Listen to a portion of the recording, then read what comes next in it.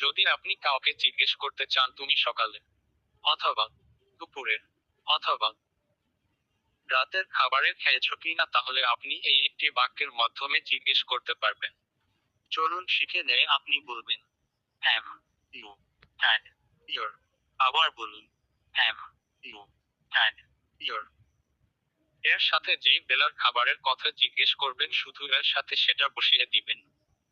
সকালের খাবার হলে ব্রেকফাস্ট, দুপুরের খাবার হলে লাঞ্চ, আর রাতের খাবার হলে ডিনার বসিয়ে দিবেন। যদি আপনাকে কেউ জিজ্ঞেস করে তাহলে উত্তরে আপনি বলবেন yes I have had my. আবার বলুন yes I have had my.